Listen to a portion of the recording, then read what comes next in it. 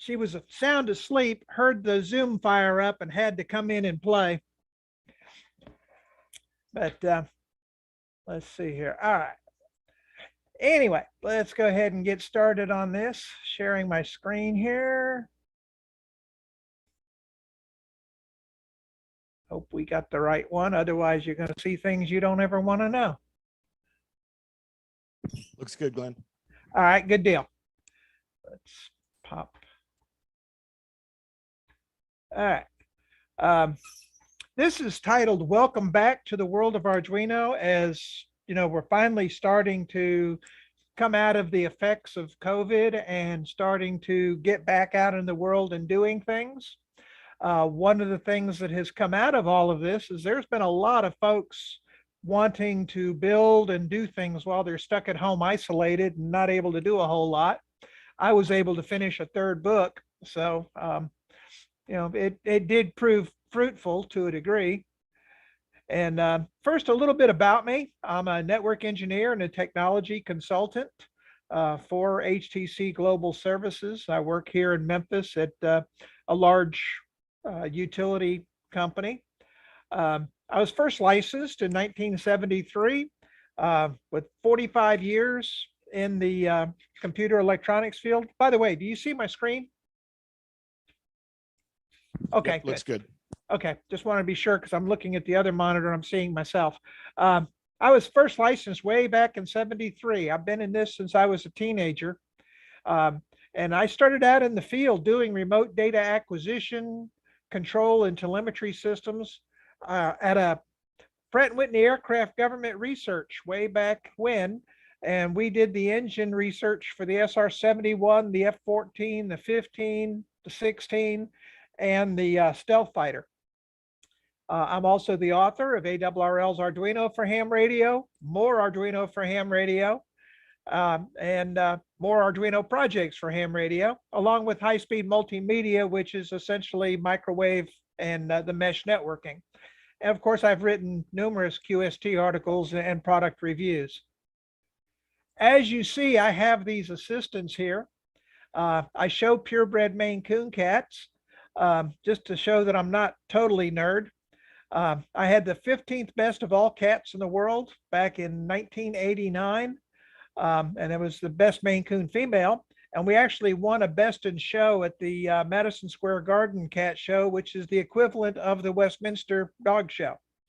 The current pair are litter sisters, and they're also world champions. They are direct descendants of that 1989 cat. But they double as my editorial assistant, parts thieves, project build supervisors, and just general nuisances. And of course, as you can see, whenever it comes to editorial work, they always say that they need to sleep on it before giving any kind of answer. While they have fancy registered names, they're nicknamed Godzilla and Rodan for obvious reasons. And I think one of the reasons I like the Maine Coon is they're basically kit cats. They come from the factory teeny tiny like this. And all you do is you add food and water and you get 3 foot 4 inch long monsters. And believe it or not, the one on the right is actually the smaller of the two. She's the same length, but she's got a 5 foot 9 inch vertical leap. How do I know this? She bats the ceiling fan poles from a standing stop on the floor. And here's some breaking news, and this is why I included them. Those of you that have seen your 2022 ARRL calendar, this year the theme is cats in shacks. And Godzilla got herself on April, and the one you just saw here got herself on the August month of that calendar. So y'all ought to run out and get that. That cat on the cover there is your CEO cat, Dave Minster's ragdoll cat. It's a really nice picture. But now there's also some more breaking news. My latest book, More Arduino for Ham Radio, has just been published by ARRL. This book includes 10 completely new ham radio related projects. And some of these projects are actually multiple projects within a project, meaning there's a lot of multiple builds. So it's not just 10 projects, it's 10 concepts and multiple projects within those concepts.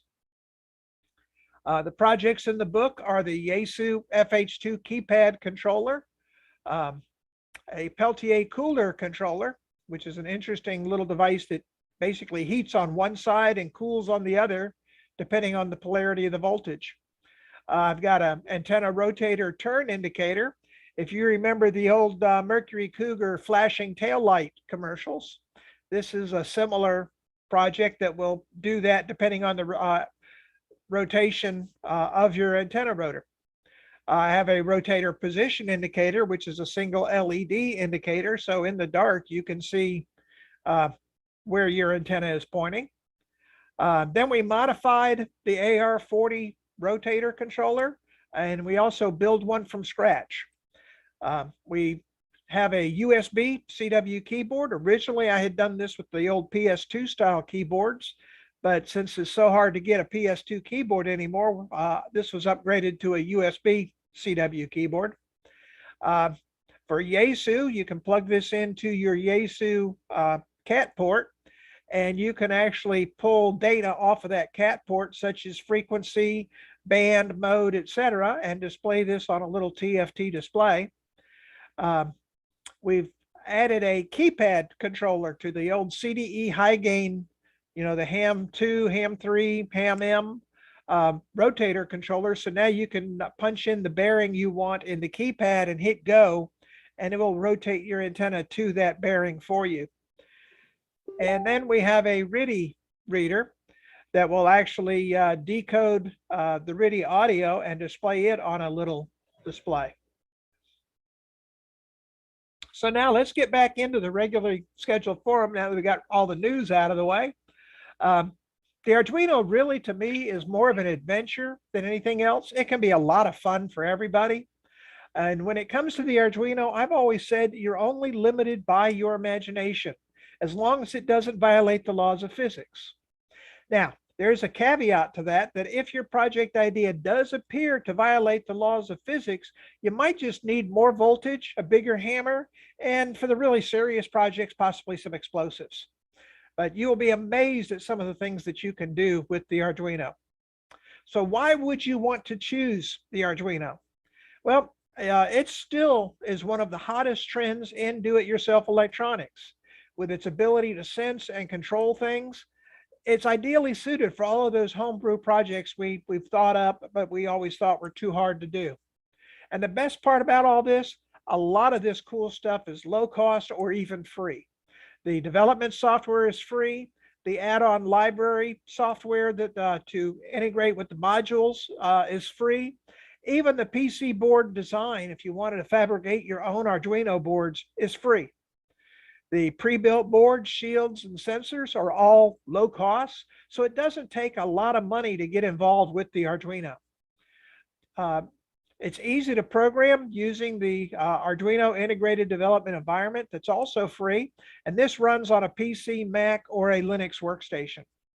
And due to the pandemic and the chip shortage, the compatible boards, the price has gone up a little bit. It's virtually doubled from $3 to $6. But that includes free shipping, and they're still available. I just actually ordered a whole batch not long ago. Your basic Arduino is the Uno. This is still the most common Arduino board. It's based on the Atmel ATmega 328, 8-bit, 16 megahertz CPU. So we're going way back to the 70s in terms of CPU horsepower. It's got 32K of flash memory, 2K of RAM, and 1K of double EEPROM. So, at face value, that doesn't look like a whole lot when you compare that Windows 11 needs 4 gig, 8 gig of memory to run, and you're doing it all with 32K and 2K of RAM. It's got 14 digital I/O pins. 6 of those pins can do pulse width modulation. It's got 6 analog input pins with a 10-bit analog to digital converter. And those analog pins can also be used as digital I/O pins. It's powered by 7 to 20 volts on the DC power port, or you can power it using the onboard USB port. And that USB port is what you also use to program it. You can get higher power boards that run up to 600 megahertz with much more memory capability. And these are typically based on the ARM Cortex CPU series, although there's a whole bunch of other CPUs in the mix. So you pretty much can go DC to light in terms of horsepower. The cool thing is all of those boards are seamlessly supported by that integrated development environment, also known as the IDE. So programs compiled for one board can actually quickly recompiled for a different one just by changing a switch in the IDE itself. And here's some of the other boards that we're talking about. The Arduino Nano is about the size of 2 postage stamps end to end, and it's identical to the Uno in capabilities. You've got the Teensy 4.1. This is a monster 600 megahertz 32-bit CPU. It's got 8 meg of flash memory, 55 I/O pins, and 18 analog input pins. It even supports an SD card, memory card, and a 10100 Ethernet port. You've got the Arduino Mega. This is one of the original Arduinos. So it's still the 8-bit 16 megahertz, but it's got 54 I/O pins. Then you move forward into the tiny size with the Spark MicroView. This is basically an Uno, literally an inch by inch square with a 64 by 48 pixel organic LED on top of the board, and it actually mounts on a USB carrier. So you plug that in and program it, and then you disconnect it from the USB carrier itself. You've got the wearable LilyPad Snap, and as you can see there, the battery will actually snap to the board, so you can actually sew this using conductive thread onto wearables. And this is what they do in the cosplay and costume design stuff. And then you can remove the battery so you can actually wash the thing. And then you've got the Mini Mega, and that is identical to the Arduino Mega, only it's about an inch by 2 inch square package. One of the things that really makes the Arduino powerful is a lot of the boards have this standard footprint with the connectors around the edge of the board. And this allows you to use stackable add-on boards, which in the Arduino world are known as shields. These shields can be used to quickly and easily add devices and functionality such as displays, GPS, Ethernet, wireless, voice recognition, relay drivers, motor drivers, and others such as the ham shield, 2 meter, 220, and 440 FM transceiver. A lot of these have pre-written drivers, which in the Arduino world are known as libraries, and some sample code that you can actually just cut and paste into your own programs and go. The cool thing is this is open source, so feel free to steal the code pretty much from wherever you can find it. The Arduino supports several industry standard I/O buses and protocols. This allows you to directly interface with hundreds of devices and modules. The one shown here is a 0 to 62.5 meg direct digital frequency synthesis module. Costs about 20 bucks or 10 bucks, I think now. Yeah, that DDS module that we're talking about is good from 0 to 62.5 meg with like down to 0.0125 hertz resolution. So it's extremely accurate and stable. You can also, the modules include LCD displays, LED displays, TFT displays, GPS, text-to-speech, lightning detection, just all sorts of cool things. And with these shields, most of them have pre-written libraries and sample code to get you started, and they don't need any wiring. This is literally plug this on top of the board and you get that entire feature set. And where I have lost my place. Okay. There we go. Okay. Recently, they've come out with these new 4x4 keypads. And as you can see on the left, one of them actually has removable keycaps so you can add your own labels. My first attempt made it look like it was a ransom letter generator. So I cleaned that up a little bit and actually printed those numbers on a laser printer here. And the other one has RGB LEDs behind each key, but it doesn't have the keycaps. So it's kind of a pick and choose which one you would prefer. And here is, we were talking about the keypad controlled antenna rotator. And there's a prototype of that with the keypad. And that's the ransom letter generator. And you can see above, I've got a little TFT color display that shows the bearing.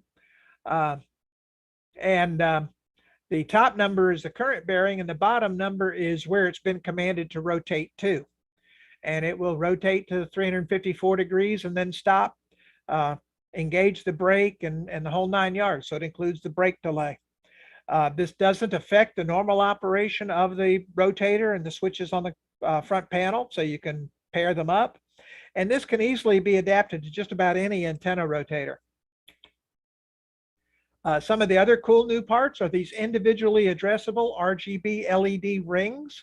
They're available in different sizes, all the way from like 1.5 inches in diameter to 6 inches in diameter.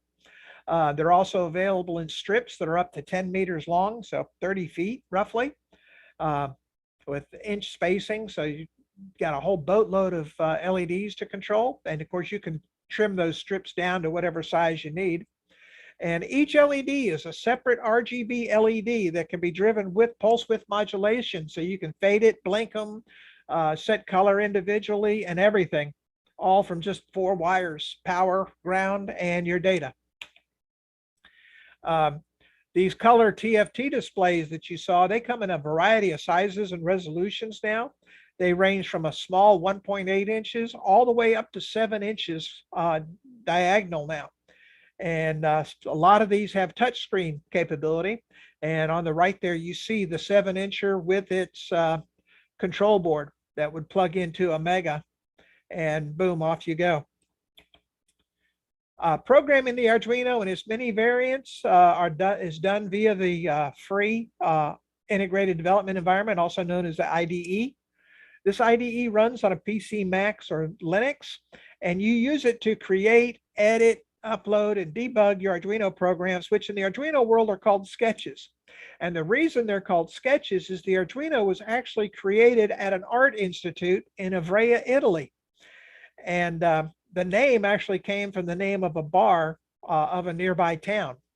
And that bar is named after King Arduino, or Arduino, in northern Italy. So it was created for artists, not technical people.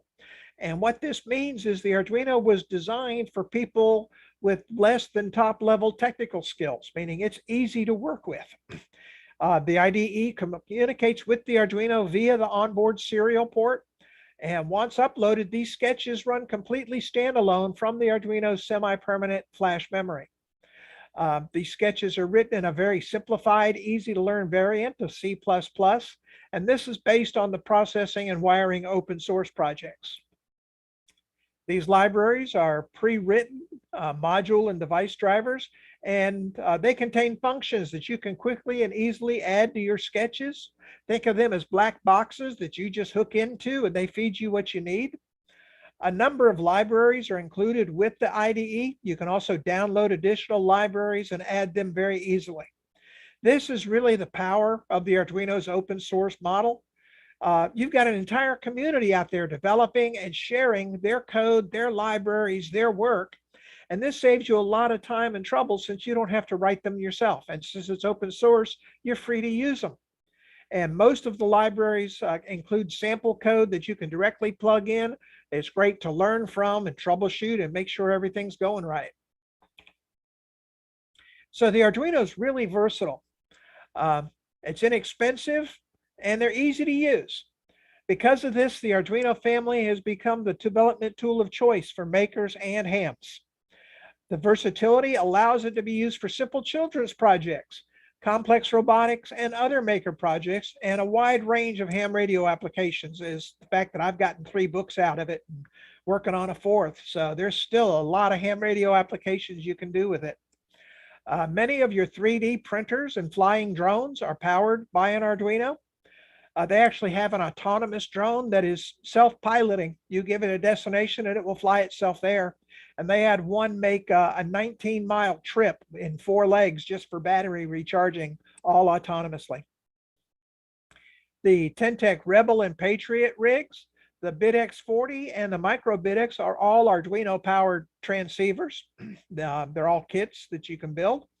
Of course, the Rebel and Patriot are no longer being made, but they're still the first Arduino powered open source transceivers. Many of your ham radio balloon projects are using Arduinos, transmitting Whisper, QRSS, and or APRS telemetry. And some of these balloons go up to 40,000 feet and circumnavigate the world a couple times. Or if you're doing a straight shot, we had one recently go 109,000 feet straight up and recovered the whole payload. The Arduino also has additional VHF, UHF transceiver capability with the Hobby PCV, RSU-E3, and the Ham Shield add-on shields. These are literally plug them on top of the Arduino and you've got the rig. The Arduino also has the serious side though. Using an Arduino, a group of hams helped create an open source, low cost COVID-19 patient ventilator. And this is currently being evaluated for FDA approval. And those of you remember early on in the COVID pandemic, ventilators were at a super premium. And God knows how many lives these things have saved. Even though they're being evaluated, you know that they were used when they had to. But it's also for everyone. It can be used for children's projects such as a Firefly jar and other simple to build projects. This Firefly jar literally has LEDs inside that flicker and blink, and it looks like you have fireflies inside. And it's very, very easy to build. It's also ideal for hobby projects such as the drone autopilots I mentioned earlier. Model railroading. Think about automatic control of your model railroad setup. And the wearable electronics that you see at a lot of the science fiction conventions and whatnot, the cosplay stuff that you hear about, they actually have integrated these electronics into the clothing. So you can build some cool toys too. The Arduino is ideally suited for what we want it to do in ham radio. We can interface the older antenna rotators and have them controlled by Ham Radio Deluxe and other controller software. You can build your own electronic memory keyer. Send CW by typing on a keyboard. One of my personal favorites is a GPS-based UTC time and grid square display. Let's say that you're doing mobile or roving or portable operations and you want to run FT8. Maybe you're somewhere where you don't have access to good time. Your phone doesn't give you the time, etc. A GPS is extremely accurate and gives you the time, and it can tell you what your grid square is. So you know exactly where you are at any given time. You can create your own digital VFOs and displays. This is great for modernizing older rigs. I myself have got my a copy, not my original one, but I've got an HW16, which is my first novice rig, and the HG10 VFO. And I plan to modernize those. Forgive me for committing sacrilege, but I'm going to modify those and give them the modern digital displays and upgrade the rigs to that frequency stability so I can get rid of the chirp in the HW16. You've got a lightning detector that can automatically disconnect your antennas. That came in really handy last night because you can see the lightning out to 20 kilometers and, or is it, no, 40 kilometers, which comes out to about 24 miles or thereabouts, and have it disconnect your rigs. And then when the lightning goes away, it can reconnect your rigs for you. And you can use it for virtually any other application where you need to sense and control things. A lot of the projects only need a handful of wires and parts. As we're talking about that talking grid square display, as you can see, there's only, you know, what, eight wires for the display module, 4 for the GPS module, and 6 for the text-to-speech module, and 2 power connectors. That's your whole circuit.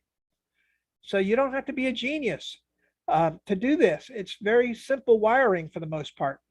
The schematic shown is known as a fritzing diagram, so you don't even have to understand the complex official schematic diagrams. The fritzing was created for the non-technical person. All you have to do is match up wires and you've got it built. So they're very common in the Arduino world for your non-technical people who have built something. There's also a lot of development tools that you can get. There's an inexpensive component tester that makes identifying components and their values very simple. As you can see here, I've got a transistor under test here, and it tells me all of the specs I need for that transistor plus the pinout. So I don't need to go figuring it out. And of course, ever since they went to that 5-band color code for resistors and the 3-digit capacitor codes, I am totally lost. I can't figure out, keep track in my head how many zeros to add to the whole darn thing. So I just stick it in the tester and it tells me. And these are available on eBay for about $10. Now you're on your own for the cat security device there that keeps it from rolling around. Mine costs just way too much in food, but you know, I already bought it, so I'm gonna have to keep it. Something else you can get is a logic analyzer. This is similar to an oscilloscope, except it's just for digital signals. And you can view multiple channels. In this case, mine is a 16-channel unit that goes up to 100 megahertz, and you can see on the little picture there that it will show you all these waveforms on your PC. And you can select programmable trigger criteria, so you can actually see the waveforms in real time based on the criteria you need to see. And of course, it goes to a PC via USB. And this one actually has a voltage range on the inputs of plus and minus 50 volts. So it's, you know, pretty wide ranging at the same time, and it only costs $50. For prototyping, you've got the DrDuino Pioneer and Explorer project kits. You actually build these from a kit, and they are excellent for learning and developing your projects. The Pioneer is a great starter kit. It includes LEDs, the programmable LED strip, potentiometers, and push buttons. So you can actually create a lot of your basic projects and do some prototyping with it, and then move over to a circuit board or perf board or whatever you want to build your finished project on. Both include a mounting point for an Arduino Uno, and the Explorer will also mount a Nano, as you can see on the bottom there. And they include all those fun basic components, plus the Explorer has that little breadboard section in the middle, so you can actually add your own components into the middle, plus you've got the work area to the right as well. I use the Explorer very much so in my prototyping. It's really the core of my prototyping setup. It's even got a little 128 by 32 pixel organic LED display and Bluetooth on the board. The Pioneer was reviewed in the November 2020 issue of QST, and the Explorer, excuse me, was reviewed in the January 2021 issue of QST. The PhaseDock Workbench is essentially a breadboarding system on steroids. Using a system of interchangeable component platforms known as clicks and slides, you can customize the basic platform to suit your personal project needs. This is my second step when I create a prototyping project. As you can see, I've got the Arduino there on the left, got my breadboard on and the components there on the right, and then I have a cable running to the TFT display. And this is actually a test of the prototyping software for the AR40 Rotator controller that was used in this book. And it's perfect for creating these portable prototyping projects. It's got a plastic cover so you can keep your project safe from your parts thieves and demons and children and little things that are going to screw up your wiring. I reviewed this in the April 2020 issue of QST, and it's only about $50 to get started. Very handy. So the next question you're probably asking is, what can you build? And my counter is, what can't you build? There's been a lot of things that I dream up and people say it can't be done, and that's a challenge to me. And I will die trying to prove you wrong. And so far, I haven't died yet. So the Arduino has really come through. It's designed to sense and control things. It's easy to program. So this is ideally suited for all manner of radio, robotics, and home automation projects. Building these projects is easy. Using the IDE and the add-on libraries, a lot of the actual programming is done for you and takes less time than it does to wire everything up, even with just those little 20 wires we saw in that one project. So look around your ham shack. Think about what you would like to automate. The most dangerous words you can ever hear me say are, wouldn't it be cool if? If you ever hear me say those words, run, because some really strange stuff is about to come out of my mouth. And believe it or not, it's probably going to be viable. Those simple words at a ham radio breakfast meeting of our club led to the creation of a lightning detector that can detect lightning at a distance up to 40 kilometers. And there's the number, 24.8 miles. And it will tell you how far away it is and the intensity of the lightning. And, this is a constant real-time device. But I just had it set to check every minute or whenever it got a lightning strike. But the reality of it is you can track this in real time. That sensor is live all the time. You can monitorize your antenna rotator.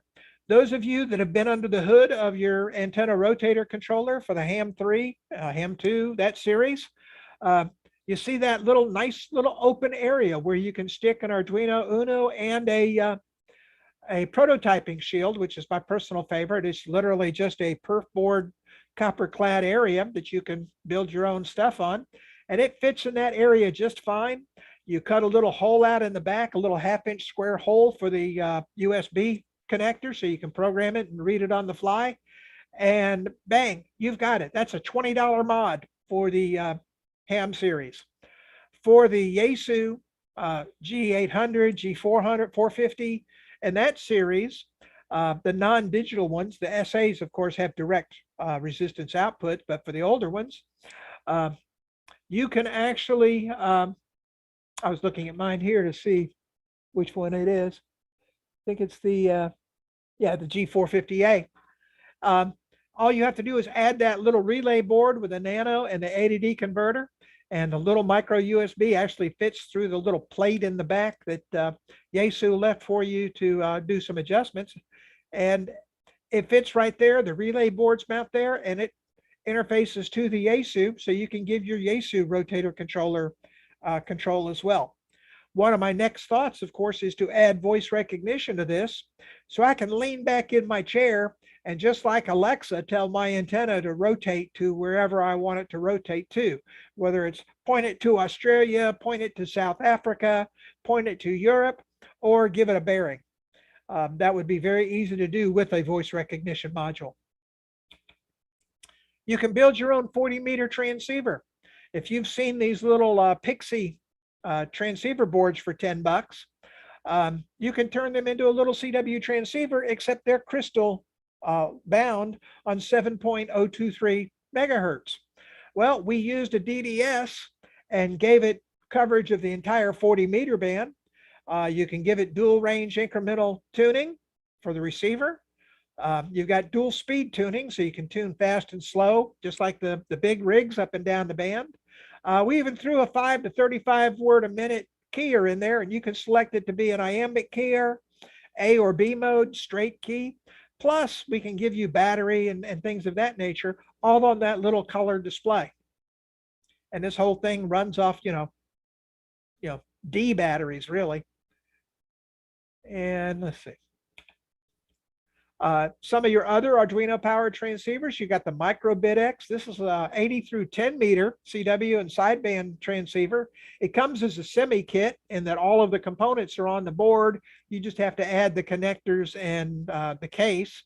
There are pre-built case that you can buy, such as the one there, and build yourself up your own 10 watt rig. As with its predecessor, the main board's completely assembled. It comes with what they call the RGB module, which is an Arduino Nano, and the SI5351 direct digital synthesis module. And it includes that 16 by 2 line LCD display. Now, the new versions actually come with a 2.8-inch color touchscreen display. And that whole thing costs $199 and gives you 10 watts out. Plus, you can program it and modify it as you want. So the code's all there. You can do what you want, or you can use it out of the box. And as I was saying, you can modify it. There's a number of mods out there.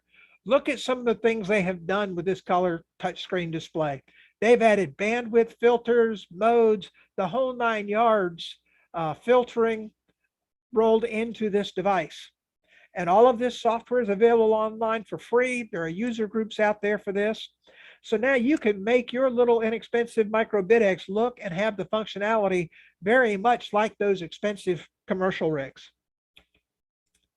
One of the latest things in ham radio is the high altitude balloons. These units carry Arduino powered telemetry. They can fly at over 40,000 feet, circumnavigate the world.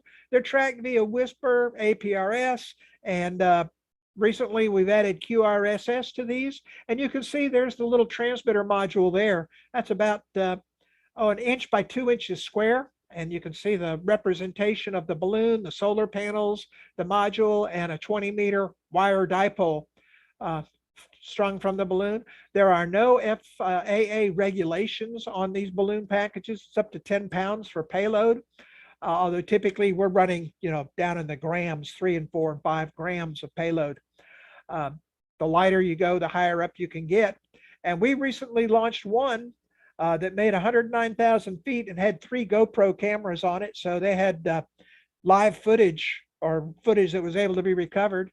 And with the APRS tracking, we were able to track it all the way down and was actually within probably 200 feet of it as it hit the ground because of the tracking capability.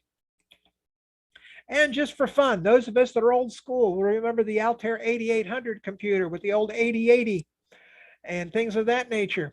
Well, somebody has actually taken an Arduino Mega and redesigned it and give you a fully functional Altair 8800 computer. Runs all the original code and everything, including a replica of the front panel of the device itself.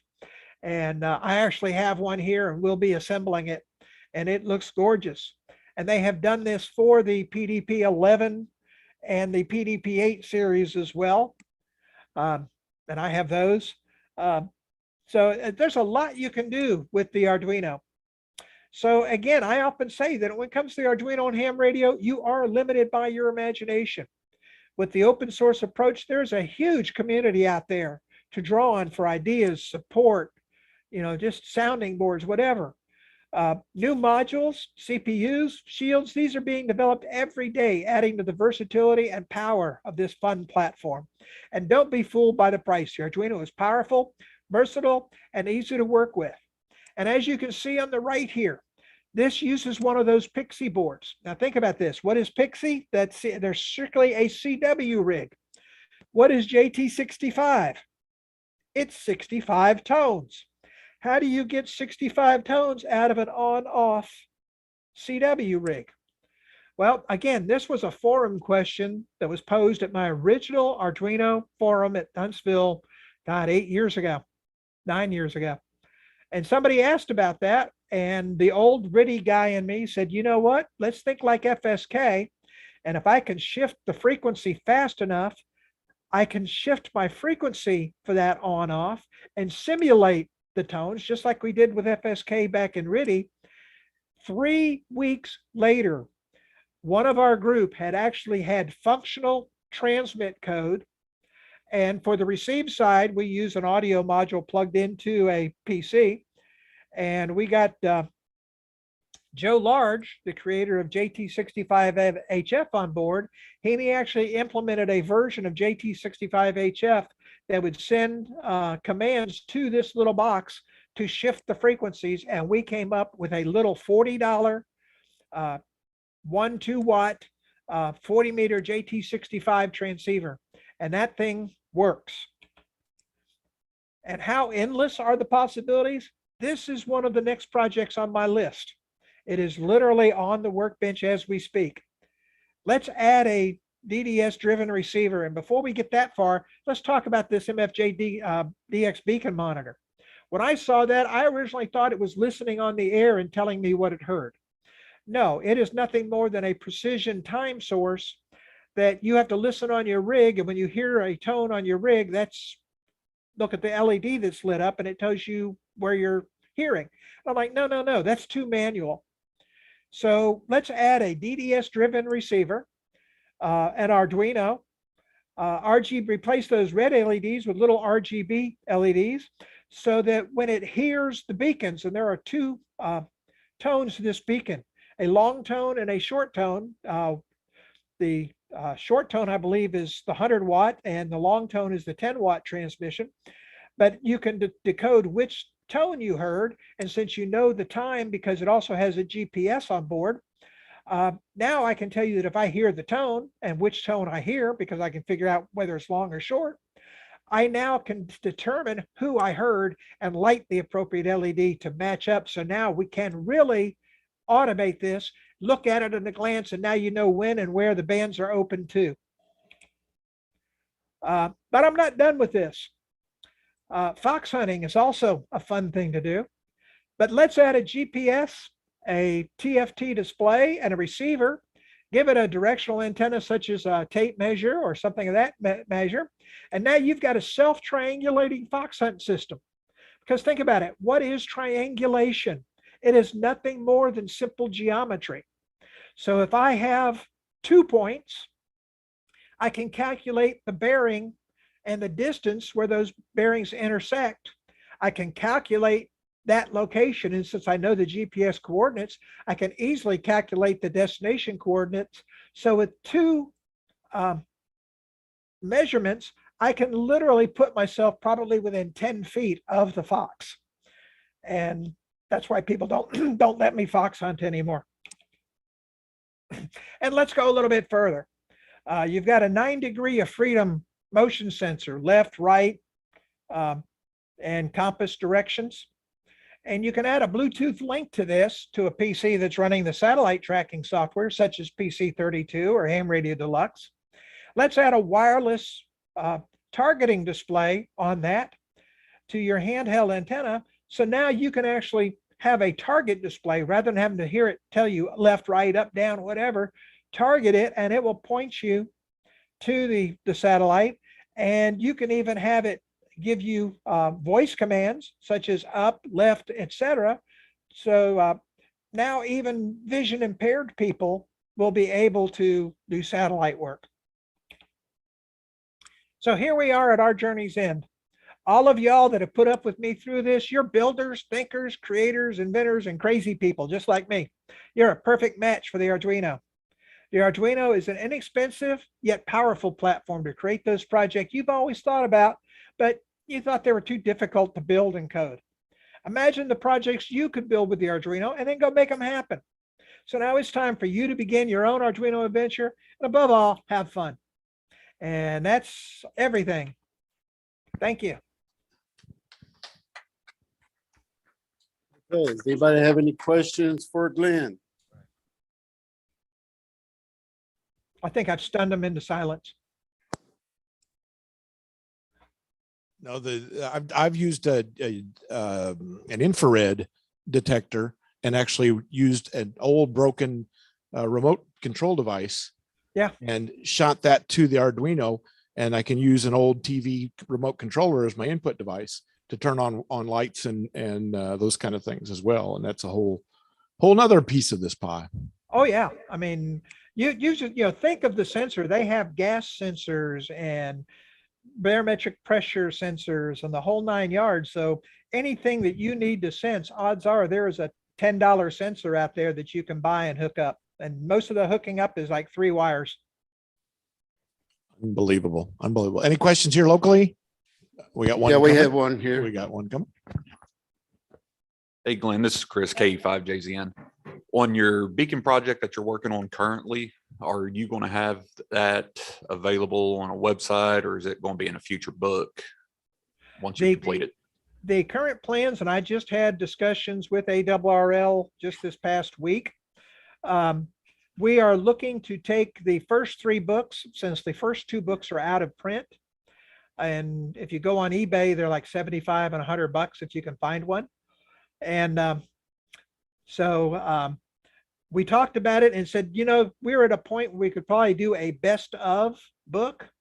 So in the works is we're going to take the best projects out of these 3 books and create that. And then I'm going to add in about 5 new projects, and the beacon monitor is going to be one of those projects. All right. And I look forward to it. that one's going to be about a year and a half out though. So my advice is get this book now if you want to get a book and play. Okay, anybody else have a question for Glen? I do. Glenn, question is, I noted your Fox Hunt. Is that an available somewhere in one of your books or open source someplace that I can be looked up? No, that's also planned for the next book. Now in my first book, I actually have a Fox Hunt keyer.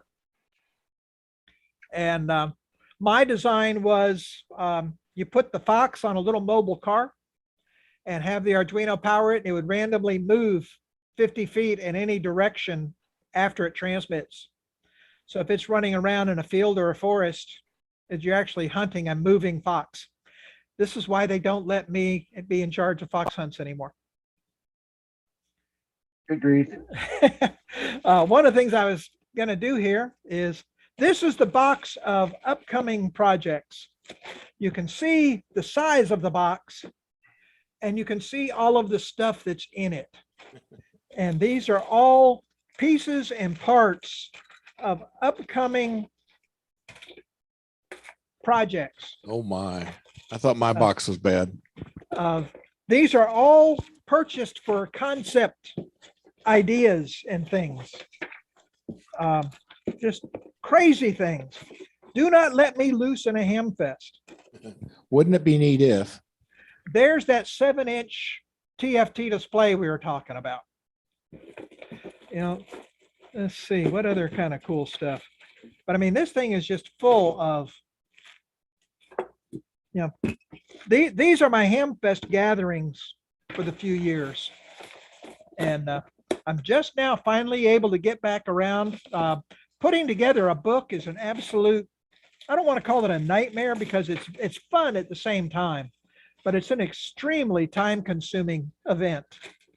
And I was actually late on this book. So believe it or not, COVID actually saved me because I had to work from home, and I was able to finish the book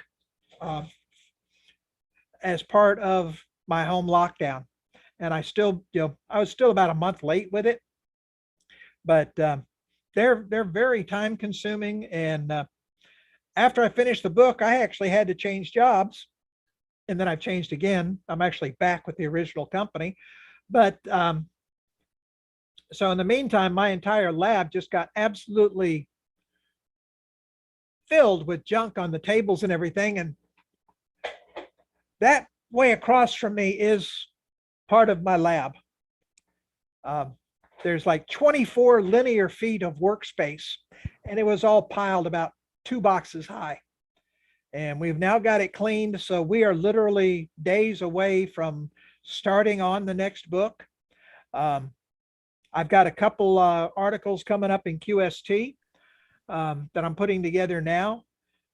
One of them is going to be a portable antenna carrier built with PVC pipe, and I've used to actually carry a 5 BTV 80 through 10 meter vertical, a 20 band ham stick or 20 meter ham stick beam that I got from JMR Sales that will fit in there, plus my Arrow antenna will fit in one. And I've got the whole construction project that's going to be in QST as soon as I get down to get the pictures and write it out. All you got to do is start, man. All you got to do is start. Any other questions? Everybody's stunned here. Somebody got a nice little dog there. Yep, that's Lucky. Very cool. I think that's Lucky that's running around. You know, some people are actually putting GPS powered transmitters on that with the cell modules and being able to track their dog in the neighborhood. Hey, Glenn, thank you for keeping ham radio at the forefront of technology. There's a tendency to want to do CW and maybe Spark with a lot of guys, but you're out there pushing the frontier. Thank you.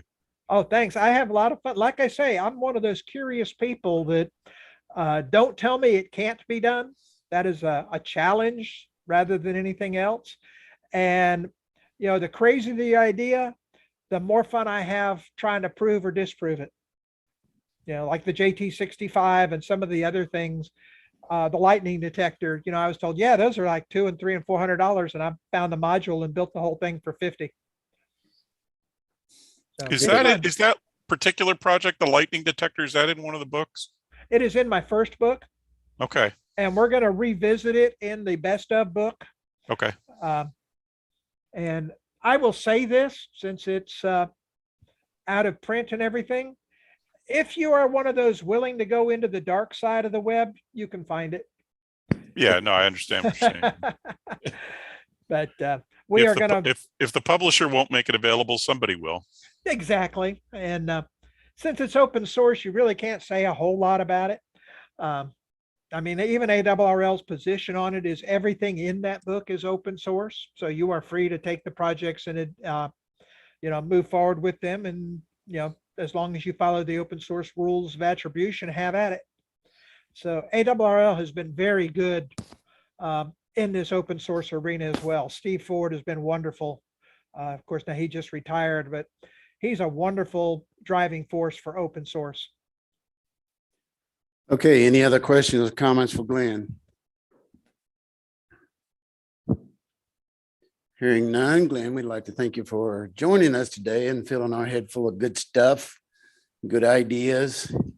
Curious of what you do in your spare time since you're doing all these projects, but I do a little bit of everything. As I told you, I show cats. yeah. And I love to do contests. We got Winter Field Day coming up. Yep. And my favorite is the Mississippi QSO party, since we're the target.